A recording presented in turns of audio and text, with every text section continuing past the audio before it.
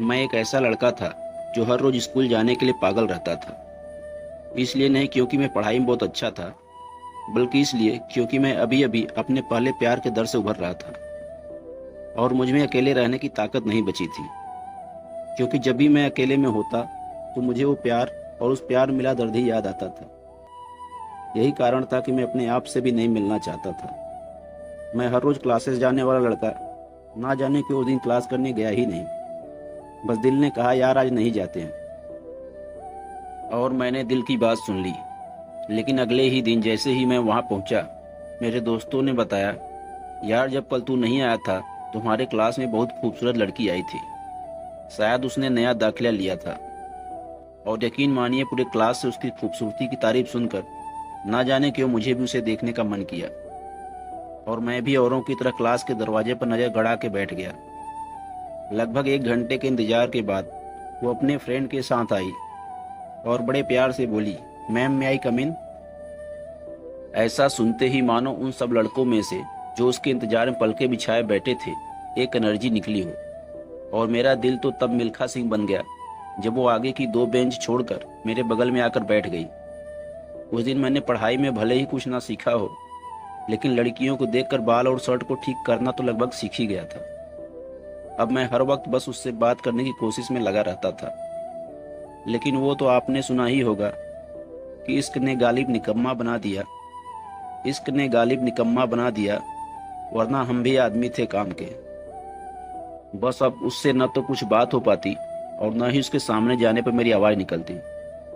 फिर मैंने सोचा कि यार बात तो करनी ही होगी, और मैं अपने दोस्तों के पास पहुंचा उपाय के लिए। फिर उसने मुझे बताया कि मैं उससे सोशल मीडिया पर बात करूं। और अगले दिन शाम को जब मैं क्लास करके घर आया तो मैंने हिम्मत जुटाई, लैपटॉप निकाला और उसे इंस्टाग्राम पर सर्च करने लगा। क्योंकि मुझे पता चला था कि वो सिर्फ इंस्टाग्राम ही यूज़ करती है। लेकिन वो कहते हैं न कि ऐसे वक्त में खुदा भी साथ छोड़ देता है। बस मेरे साथ भी कुछ ऐसा ही हुआ, वो मिली ही नहीं। अब बस हर रोज मैं क्लास के लिए जाता और हर रोज उससे इश्क हो जाता। एक दिन ऐसे ही इंस्टा चलाते हुए अचानक उसकी मुझे आईडी दिखी और मैंने बिना कुछ सोचे समझे फटाक से उसे फॉलो रिक्वेस्ट भेज दिया और बस सो गया। लेकिन सोने से पहले मैंने एक पेज का प्रपोजल लिखा और उसे सेव करके सो गया। जब मैं अगले दिन उठा तो मैंने इंस्टा खोला और देखना चाहा कि उसने मेरा रिक्वेस्ट एक्सेप्ट किया या नहीं। लेकिन मैंने देखा कि उसकी आईडी मुझे मिली ही नहीं। और फिर घंटों परेशान होने के बाद पता चला कि उसने मुझे ब्लॉक नाम के शब्द से घेर दिया है। उस दिन मुझे बहुत दुख हुआ और मैंने फैसला किया कि मैं इसका कारण जाने बिना उसे नहीं छोड़ने वाला, और मैं क्लास के लिए निकल गया। लेकिन वो उस दिन वहां आई ही नहीं। सिर्फ उस दिन ही नहीं बल्कि वो किसी भी दिन वहां नहीं आई। सबने अपनी क्लासेस खत्म की और आगे की तैयारी में लग गए, और मैंने भी इसे करना छोड़ दिया था।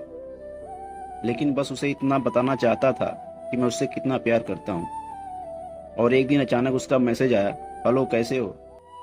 मैंने कुछ देर सोचा और फिर रिप्लाई किया, मैं तो ठीक हूँ, तुम कैसी हो।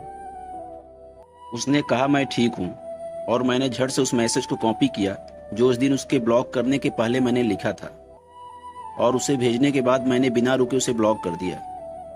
क्योंकि शायद मेरे अंदर दोबारा नहीं सुनने की ताकत नहीं बची थी। इसके बाद एक दिन वो कॉलेज में मेरे पास आती है और सॉरी बोलती है। अब हम दोनों अच्छे दोस्त बन जाते हैं और तब से हम साथ साथ हैं। दोस्तों अगर ये स्टोरी आपको अच्छी लगी हो तो हमारे वीडियो को लाइक और हमारे चैनल को सब्सक्राइब जरूर कर देना, ताकि हम इसी तरह की स्टोरी आपके लिए लाते रहें। धन्यवाद।